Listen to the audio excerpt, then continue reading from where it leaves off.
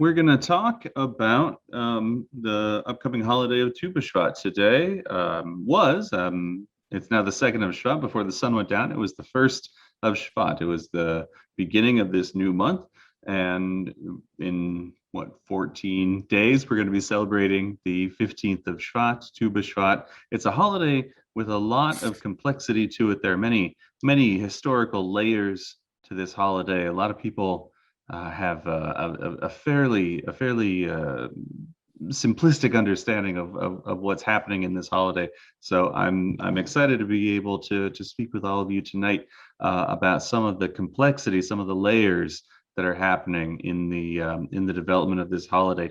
The holiday of Tu B'Shvat is not a major Jewish holiday. It's not even expressly mentioned in the Torah, and so it's definitely something where there's room for play, there's room for interpretation, and over the centuries, over the many generations of our people, we have played with it. Tu B'Shvat has occupied many different sort of realms for people. They've been able to do with it all sorts of really cool things.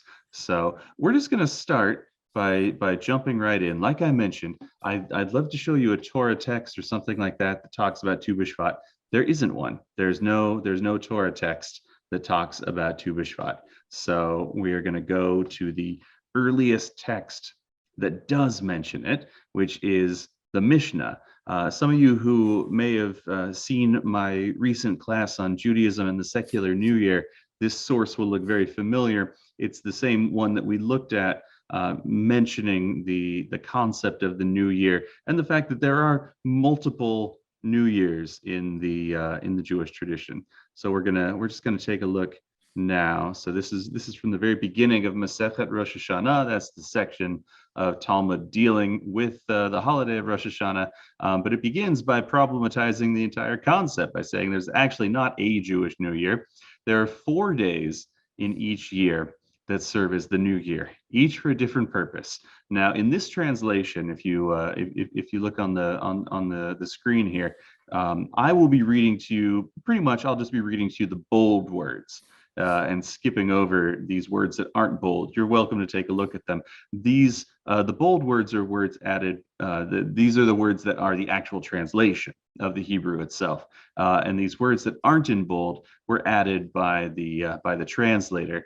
And in this case, I actually think it's not entirely useful to have the translator sort of fill in the gap, answer your questions for you, because we want to answer the questions for ourselves. We want to go on the journey. So I'll just be taking a look at the bolded words here, and I'll be reading those aloud right now. So there are 4 days that serve as the new year.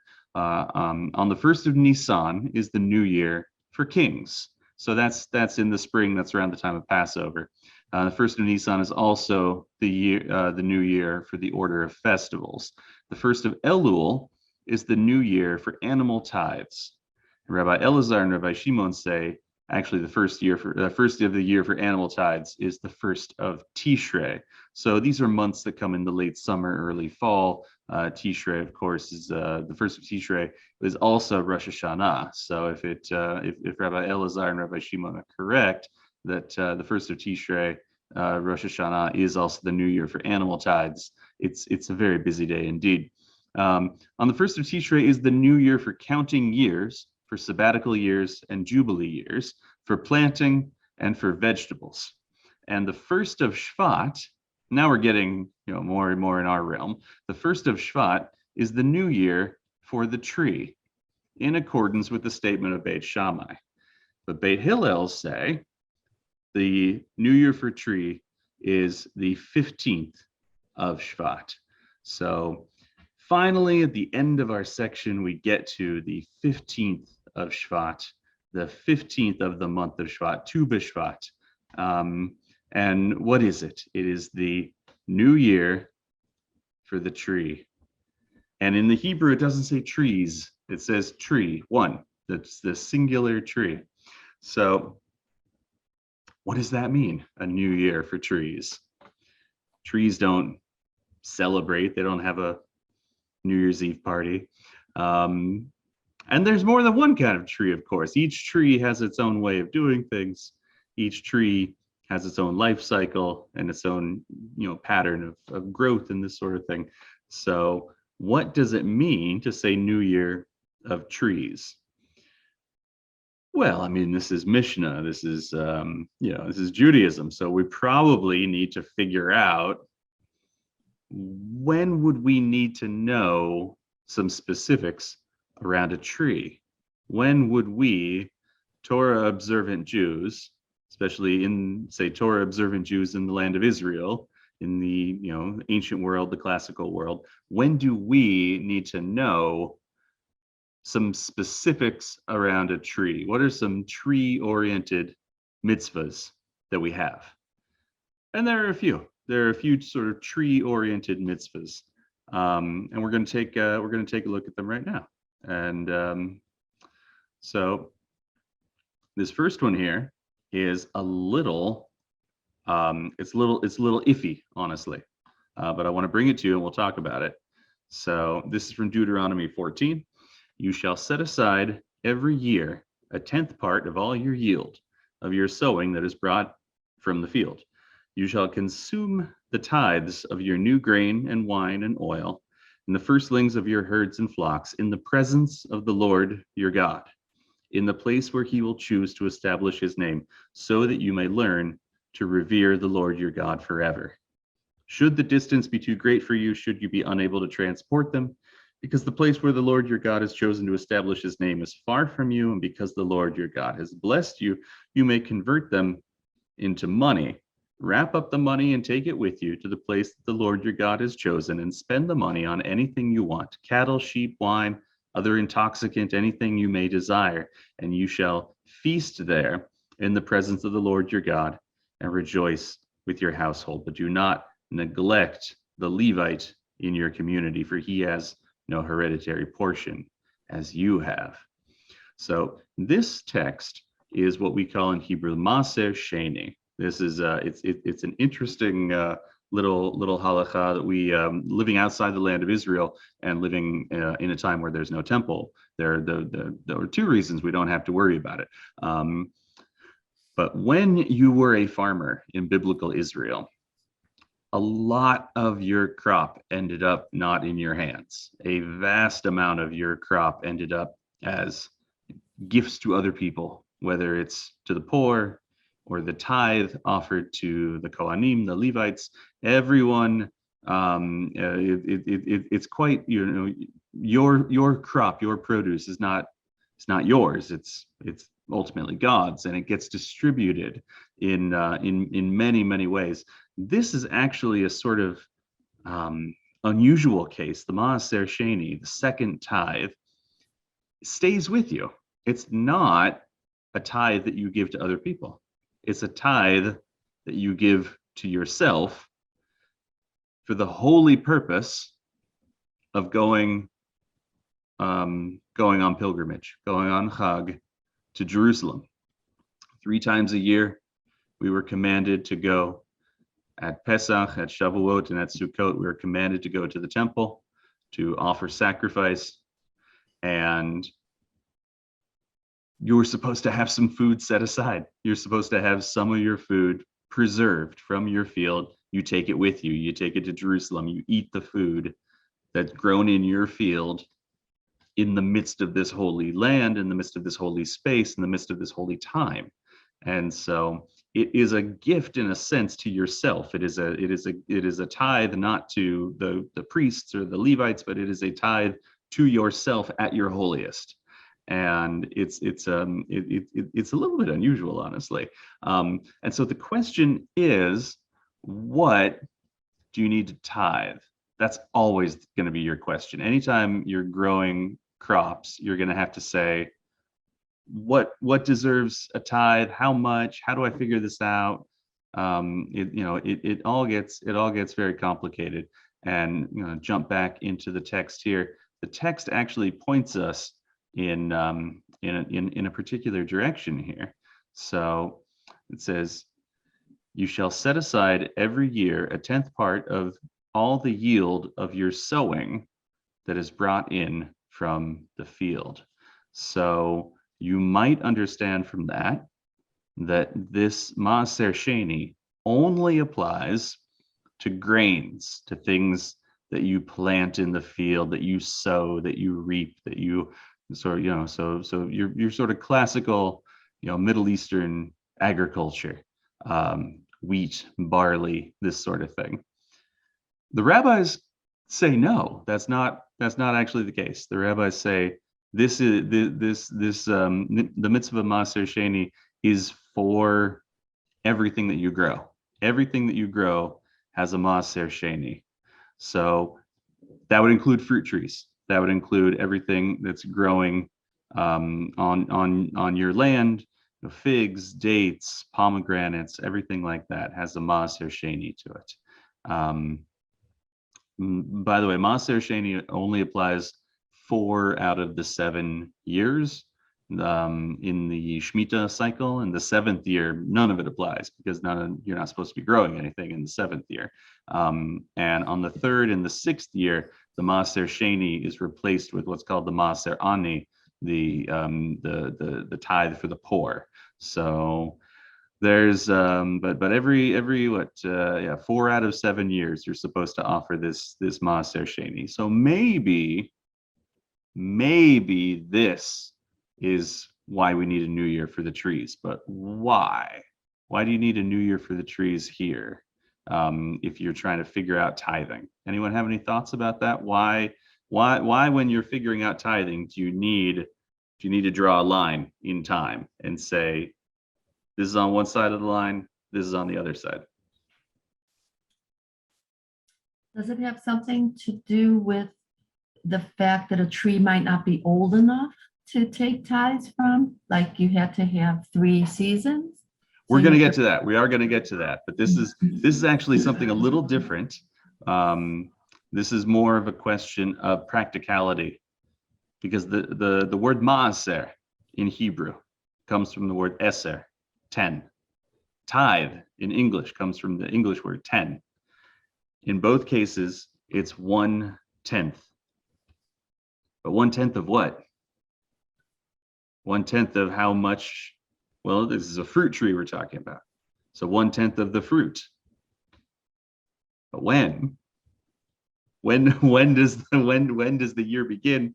When does the year end? How do you figure out what counts as 1/10? You need a running tally. You need to be able to figure out, this is before, this is after, and some January. of us, yeah, January is before anything really starts, I think. Even the orange trees, I don't know when they blossom, but the orange trees are blossoming now. Yeah, in Israel, the orange trees blossom from about November to March. Olives, it's more like December, January. They have a shorter season. Everything, the blossoming is happening right now. So this is where it gets tricky. It's a little bit like, this is why this might, it just worked out this way this year. This is a pretty good time of year to talk about, drawing a line in the sand for our sort of arbitrary financial distinctions, because I'm sure you all got 100,000 emails like I did about giving to various charities before the secular New Year was up.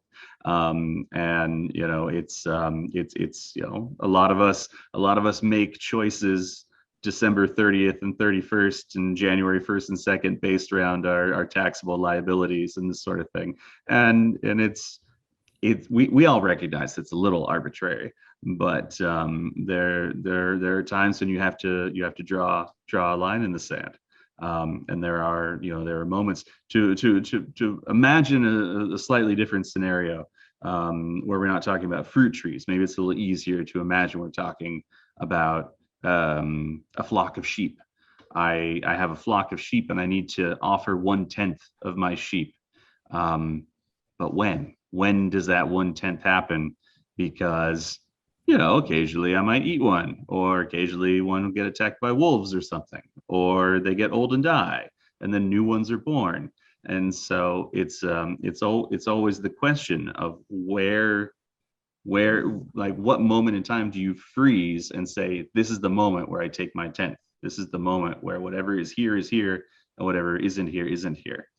So to do that, you need to be able to draw a line, even if it's an artificial one.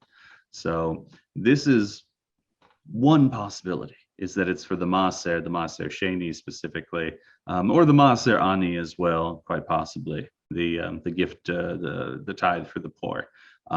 There's another text about trees. Joanna just referenced it actually, so I want to take a look, because maybe this is what the text is talking about when we say a new year for trees. So this comes to us from the book of Leviticus 19. When you enter the land and plant any tree for food, you shall regard its fruit as forbidden. 3 years it shall be forbidden for you, not to be eaten. In the 4th year, all its fruit shall be set aside for jubilation before the Lord, and only in the 5th year may you use its fruit, that its yield to you may be increased. I, the Lord, am your God. So there's something a little strange going on here. And by the way, for what it's worth, the English is sort of obscuring the really strange part in this little section. In the Hebrew, on verse 23, v'chitavo'u el haaretz utnantem kol etz ma'achal orlato et pri shlosh shanim. So literally, when you enter the land, or upon your entering the land, and you plant all trees that are eaten, they are foreskin. That's what it says. You have foreskin to their foreskin for 3 years. And it then goes on to say, Orlatem li yachel. They are foreskin, don't eat them. All right, well, now I'm sure everyone's a little, you'd like me to stop saying that word, please. What's going on here? What on earth does that mean? We, for what it's worth, this term comes up fairly frequently. And the prophet Isaiah tells us to circumcise our hearts, and we see people spoken of as having uncircumcised hearts. Other places, you might see, Moses has literally uncircumcised lips, and so it's usually translated as being slow of speech, or has a speech impediment, or something like that. And so the question is, like, what's the connection? What is the connection between this thing with the trees and what we would think of as ritual circumcision? And it seems like in both. Okay, well, here, why don't I just open it up? I'd love to hear if anyone has any thoughts about what is the connection between not eating a tree for 3 years and circumcising a baby boy on the 8th day. Could it be about pruning? Like, you haven't cared for this tree, you haven't pruned it, you haven't grown it, nurtured it, so it's not yours to take. Yeah, I think that's true. I might frame it slightly differently, that you're sort of giving it a period of natural growth, and then sort of coming in and perfecting. It might not be exactly the right word, but sort of, there was a famous French architect who referred to his style as giving nature a haircut, and it's along those lines. So you kind of let it do its thing, and then you come in and sort of harness it in its own way. Well, maybe also, like with the child, you're waiting some days to see if the baby survives, if he's viable. Sure, and I guess absolutely. maybe with trees too, like if it's a newer tree, is it strong, is it going to last? Right. Yeah, definitely. Yeah, I think it's worth noting that the text refers to years. It doesn't refer to, like a number of flowerings or something like that, because it's entirely possible. And in some cases, trees don't flower the first few years, depending on their conditions. The Talmud actually describes carob trees as taking 70 years to flower. I that's not 100% accurate scientifically, but they're very hard to grow. I can say that from personal experience. I tried. I was living in California. I had this idea that California and Israel have very similar climates, and I was on Mount Gilboa, and I said I should grab some seeds from the trees here on Mount Gilboa and take them home and plant them. And so I had a dozen Mount Gilboa carob seeds growing. They all died, every single one of them. I'm not sure exactly what I did or didn't do, but they were very fussy. So what can you do, right? And you But snuck yeah. those through agricultural customs. What's that? You Oh snuck yeah, the- I didn't declare it's- them at the border. California is agricultural really customs. concerned about that, actually. I don't know if But- you've ever driven from Vegas to LA. There's this big checkpoint, and they say, you bringing any fruit in? Yes, right. But you were bringing seeds, so it's a tricky one. But coming Sure, back to your sure. question, Oh, please. which was, about circumcision, and I apologize to the women here.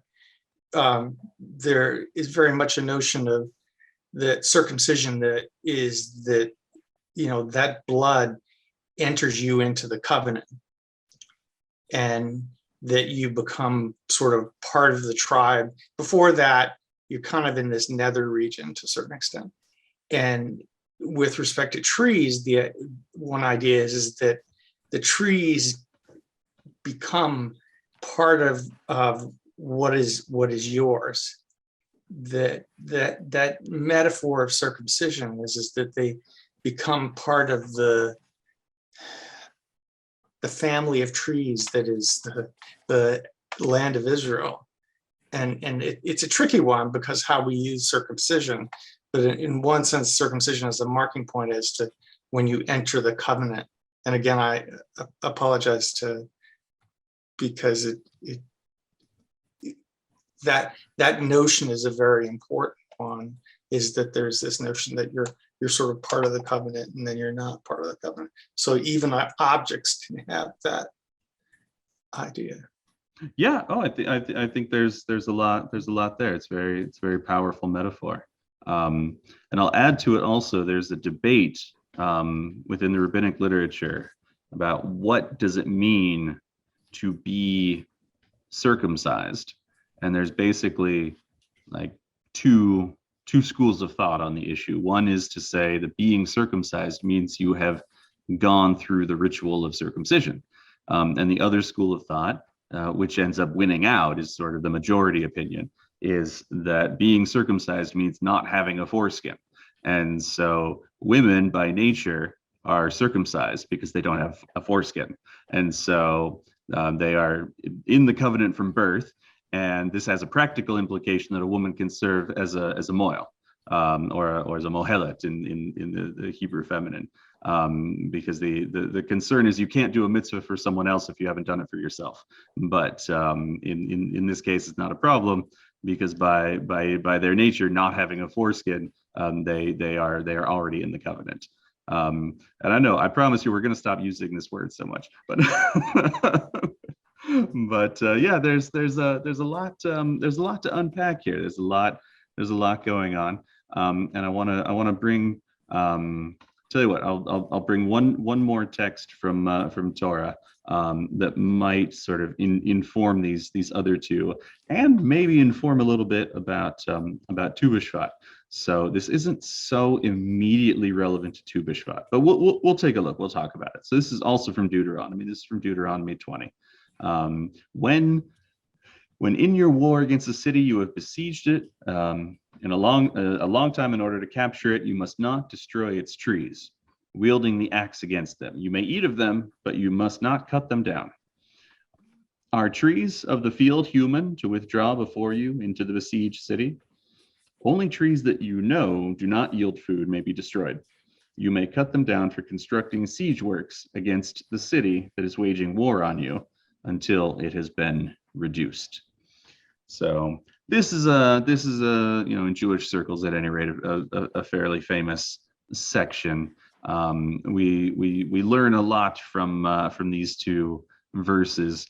If you've ever heard the term Baltachit, the idea that it's forbidden to wantonly destroy something, this is where that is derived from. Baltachit is sort of expanded from this very specific prohibition into a more general prohibition of not destroying anything for no good reason. So I can't just walk into my kitchen and start smashing all of my plates. You might think, well, they're my plates, I can do whatever I want. And legally, from an American point of view, that may be true, but Jewishly, I can't just destroy things. If I have a good reason for destroying it, that's another matter. And so in this case, you can cut down a tree if it's not a fruit-bearing tree, because you have another purpose for it, to use its wood or something like that. But you can't just destroy things for no reason. But very often people will point to specifically this verse here, verse 19, and this rhetorical question that's being asked here: are trees of the field human to withdraw before you into the besieged city? Some of you might remember me talking about this at Hannah's Upsharen, that obviously the implication of this rhetorical question is no, trees can't just get up and leave. So humans are able to wander away from this conquering army. Humans are able to protect themselves, at least for a while, by going into the city, by going behind the city walls, but the trees can't do that. The trees are stuck to the ground, and so in some way they are defenseless and deserving of consideration. I think that's the implication of this rhetorical question, where the answer is quite obviously no. It's so quite obviously no that the rabbis say, actually, the answer is yes. Are trees of the field human? Yes, which is to say, humans and trees, we have a lot in common. There's a lot that we share. We share a need for air, for water. Hello. We have we have our own love of soil or roots, you might say, this sort of thing. And these things become metaphors. Also, it becomes metaphorized, where the air and the water. This is the sort of tangible presence of God in the Torah that flows into our lives like water. And so in this case, when we're talking about Tu Bishvat, it becomes instructive. Not necessarily that Tu Bishvat can be immediately connected, because this thing about the trees, don't cut down a tree when you're at war, that's obviously that's a year-round prohibition. There's no reason to mark that to a specific date on the calendar. You're not gonna benefit. There's not like, well, now's the okay, after Tu Bishvat, go ahead and cut down the trees. It doesn't work like that.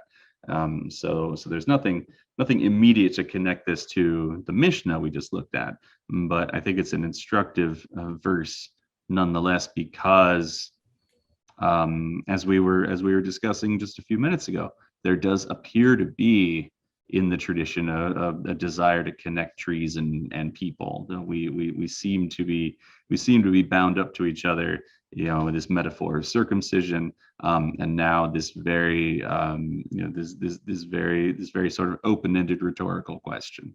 All right, any thoughts about that before we move on?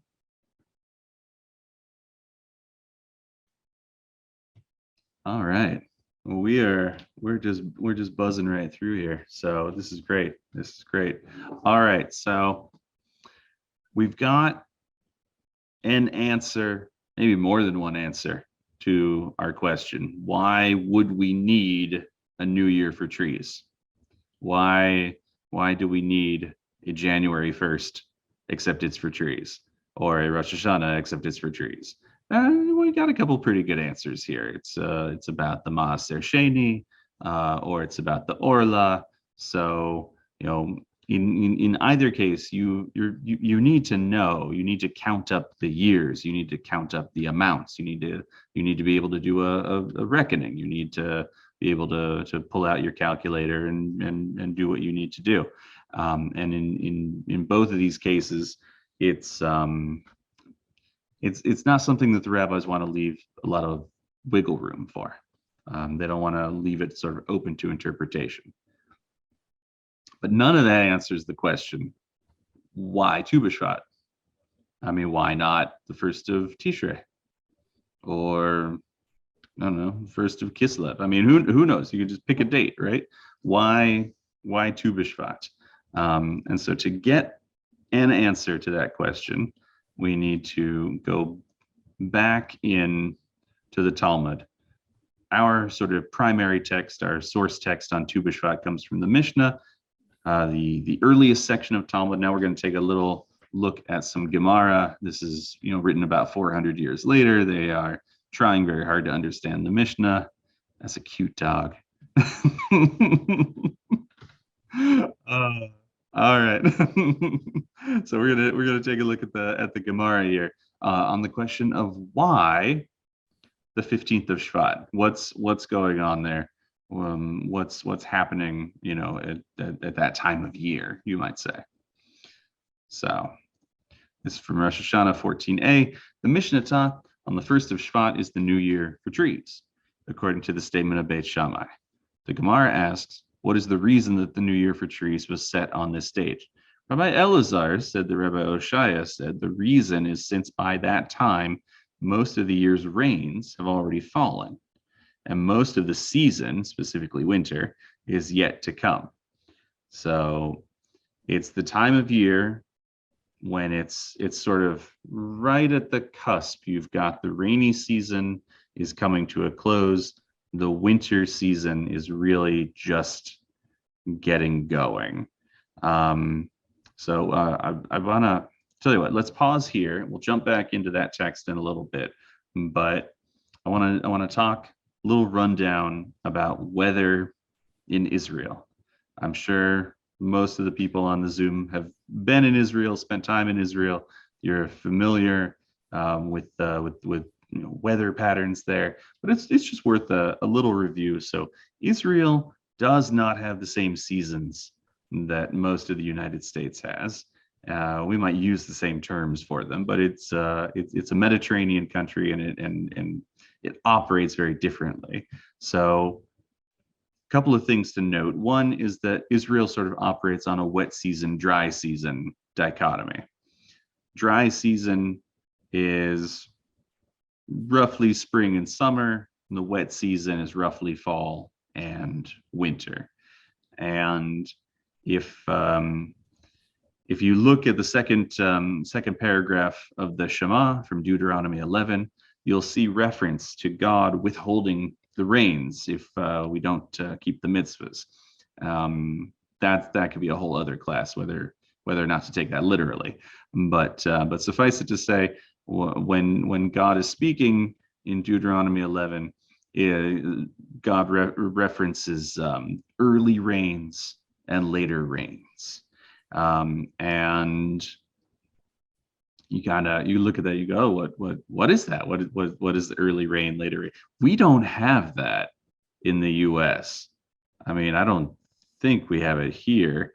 There are weather patterns, and you might speak of certain weather phenomena in a lot of the northern part of the U.S. This is an example that might have some resonance just because of the time of year.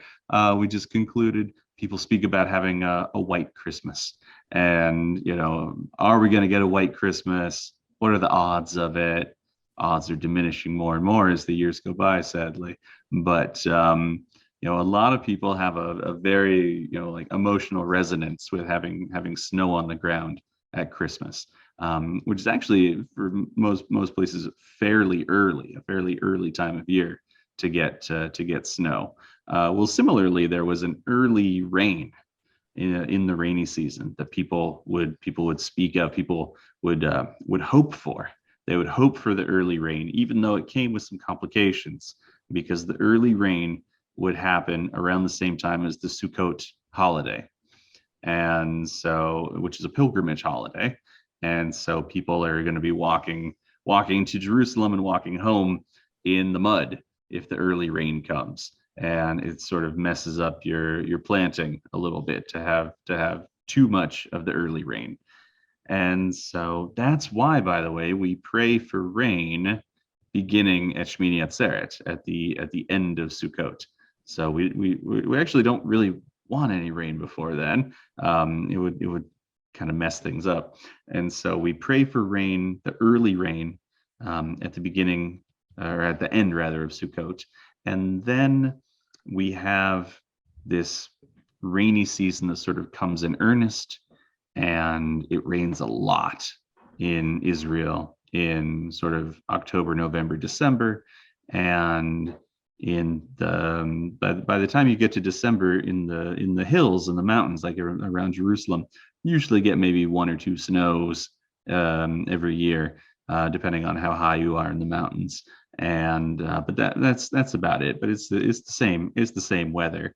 And by the time you get to January, February, the rain is sort of petering off, and then this is the late rain referred to in the in Deuteronomy 11.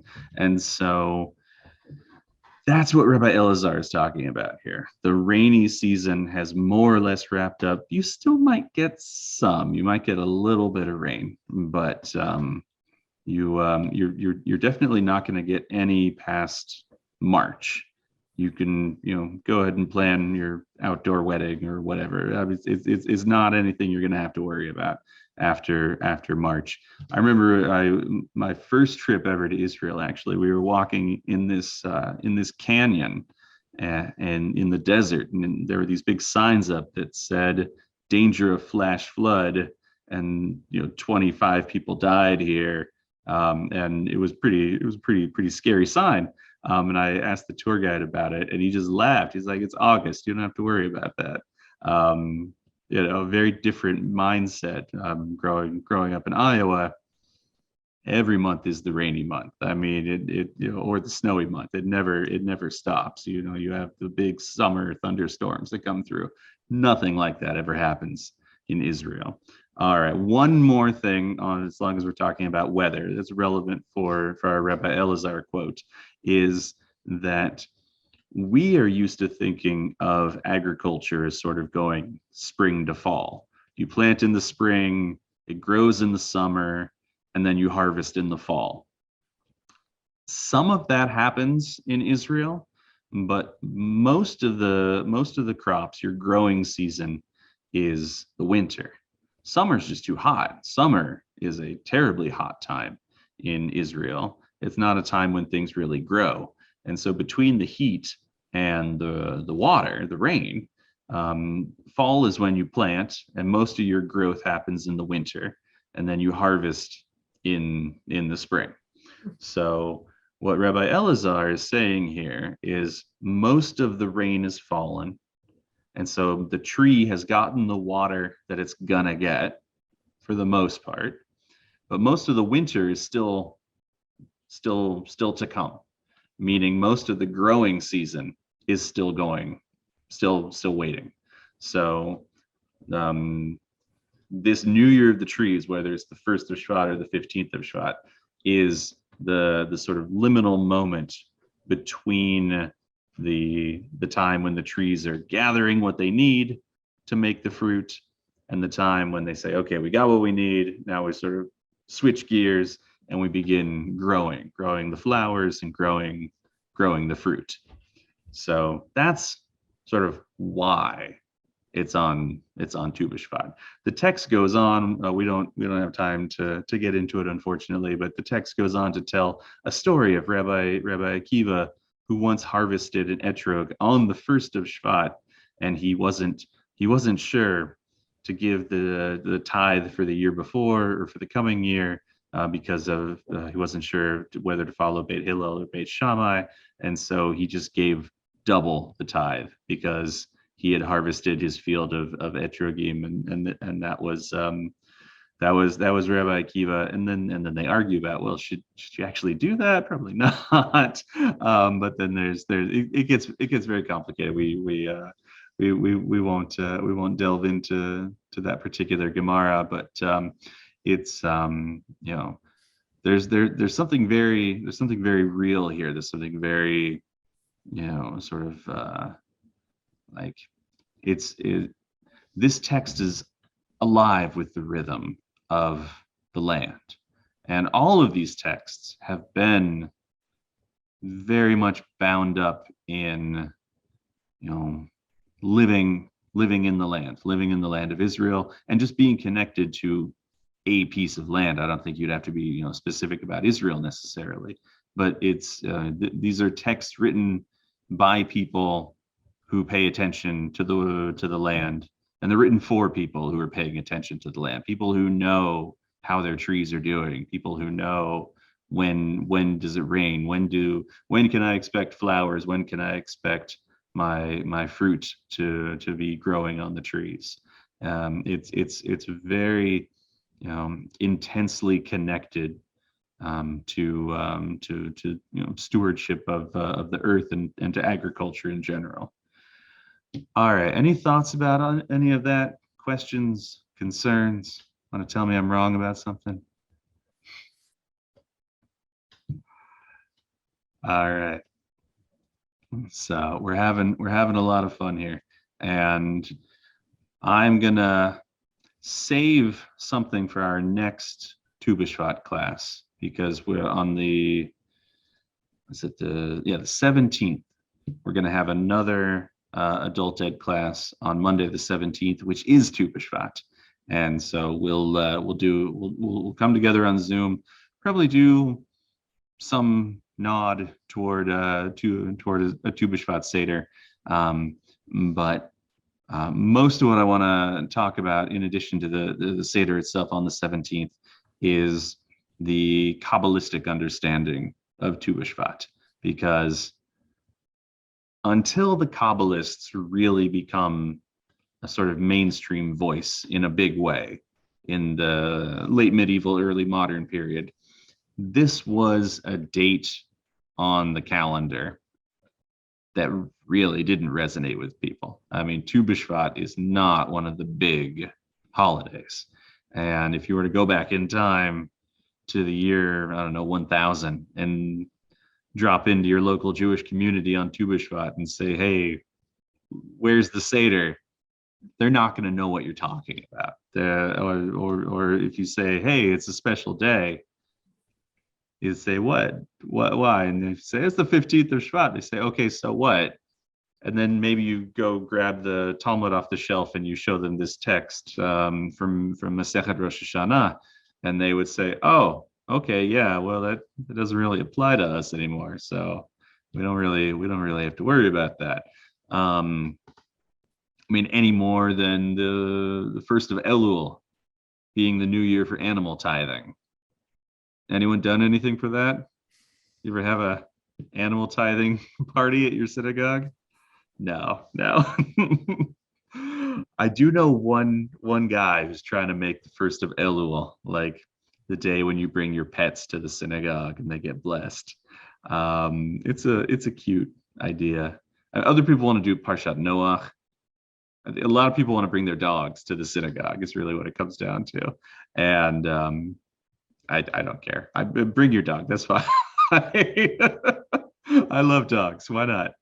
I once did a tashlich where everyone brought their dog, and that went very poorly. Actually, I wouldn't suggest doing that, because the dogs started fighting each other. So it really took us out of the spirit of tashlich.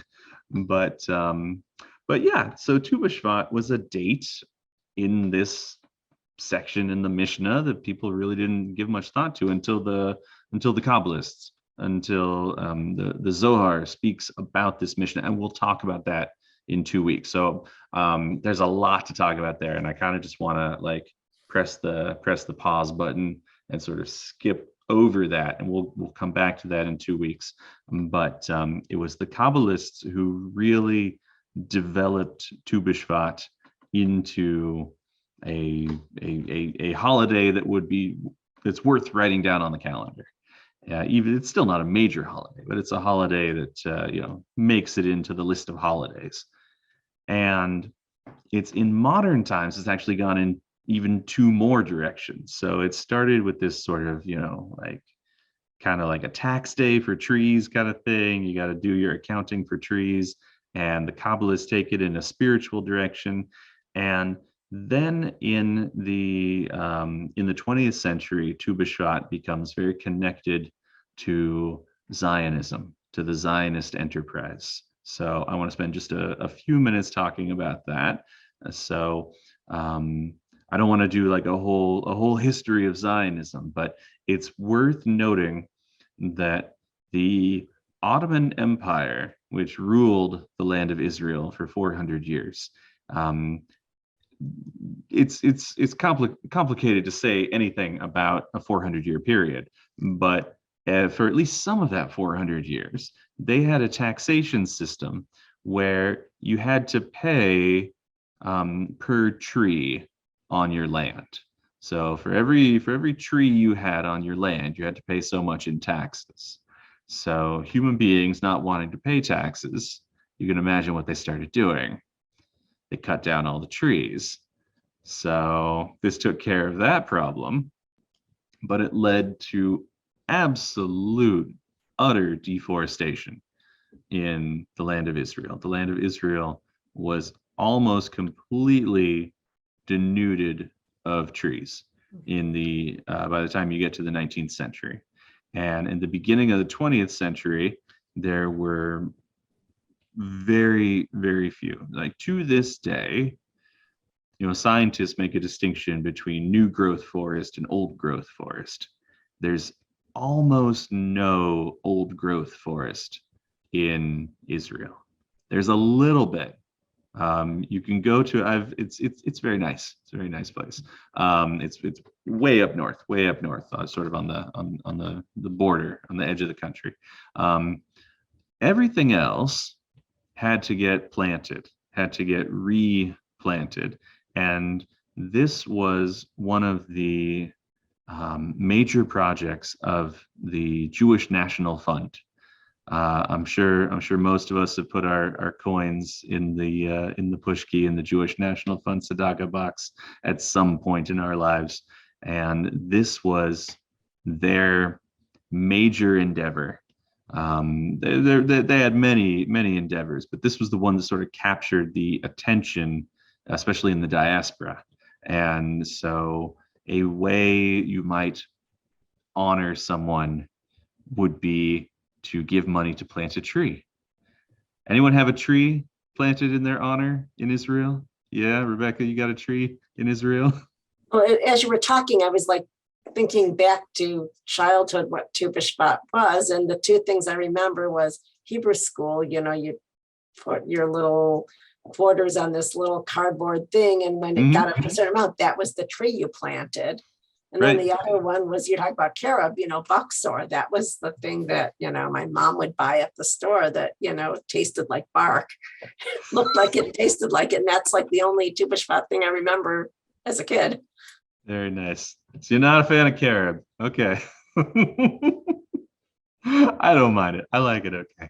All right. So yeah, but the Jewish National Fund, Jewish National Fund is engaged in all sorts of activities. Jewish National Fund isn't just about planting trees. The Jewish National Fund purchased a huge amount of land in what is today the state of Israel, and they were the one of the, and they still are one of the biggest landowners in the country.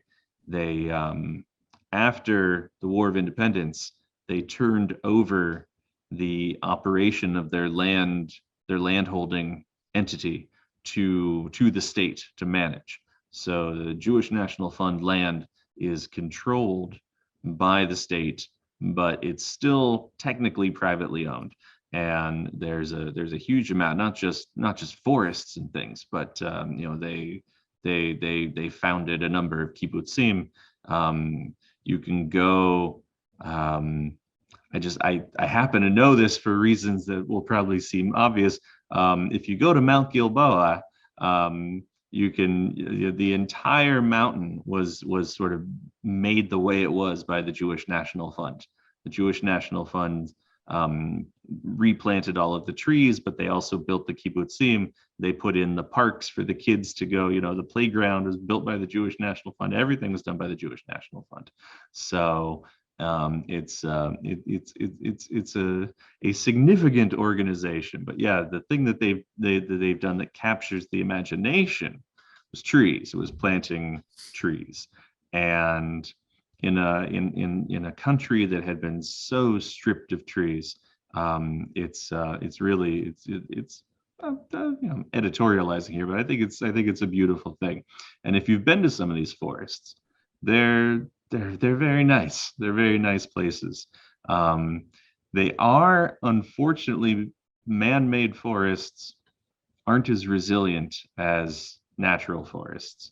And over the past few years, a number of them have lit on fire. There have been some terrible forest fires in Israel. Some of them set more or less naturally or accidentally. Some of them set deliberately as acts of terrorism. And so a lot of the trees have burned, and they don't have the sort of species diversity and the sort of resilient mixture that a natural forest does. But nonetheless, even knowing that, I want to show you the map here. So I'm going to do a little screen share, and all right. So this is, oh no, there we go. This is our map, and everything here, almost everything here, all of the green is forest, and almost all of it was planted in the last 100 years or so. One tree at a time, planted by hand. And you can see this forest here west of Jerusalem, especially beautiful in my opinion. And it has sort of a dual purpose of providing a natural space for the city, and also kind of serving as as like a green belt, so that the city suburbs won't just spread all the way to Tel Aviv. And all of this, like I say, all of this was done, fairly recently. Israel, one of only 2 countries in the world to begin the 21st century with more trees than it began the 20th century. The other one is Japan, which has a very aggressive and vigorous reforestation program going back to the time of the shogun. So going back quite a while. But yeah, so if you did Tu Bishvat growing up in Israel, you would know it for going out and planting trees. If you did Tu Bishvat growing up in California, you might know it from going out and planting trees. Here in Michigan, we don't plant trees on Tu Bishvat. It's a little chilly. This is not a good time of year to plant a new tree, but people do fundraise for the Jewish National Fund and other organizations. So I want to take us in one more direction. We have a couple of minutes left here. So since the 1970s, but really especially in the past sort of 15 years or so, I'd say there's people have taken Tu Bishvat in yet another direction, which is to make it a holiday celebrating the connection between Judaism and ecology. That as the environmental movement really took root, so to speak, in the American consciousness, and especially in the past few years, as there's an increasing awareness of the reality of climate change, The idea that there's a day dedicated to trees has sort of transitioned and transformed into a day to celebrate the Jewish connection to nature and the connection going way, way back in Jewish texts to the idea of protecting and preserving the world, the natural world. All the way back to the 3rd century Midrash Kohelet Rabbah, we see reference to when God created the world and created Adam, and told Adam to take care of the garden. It was with a specific instruction that if you destroy any of this, it will stay destroyed. That the world will not, God won't step in with a miracle and rebuild. Depending on how you want to read it, by the way, I think this may be one of the first references in any human literature to the concept of extinction. Other traditions, it took a very long time for people to come to terms with the fact that we could kill every animal of an entire species and then they wouldn't be here anymore. It didn't occur to people for the longest time that we would have that power. The world seems so big and we seem so small. How could you kill every single animal? And yet we did. We have done it, and we are doing it, and we're going to keep doing it. And this text from 1700 years ago points in that direction. And that is the original use, going all the way back. This is the original use of the term tikkun olam, the repair of the world. It means a lot of different things depending on who you ask. But in its original use, it appears to be about the sort of perfecting of the created world in a way that lifts up, that doesn't destroy God's creation. And so to have a day to celebrate that connection between Judaism and ecology has become increasingly important. And I assume that's probably the direction Tu Bishvat's gonna keep going in the next 15, 20, 30 years, as I don't think this issue is going away. If anything, this issue is of increasing importance to people. All right, we've got a minute left. Any thoughts or questions or comments or anything like that?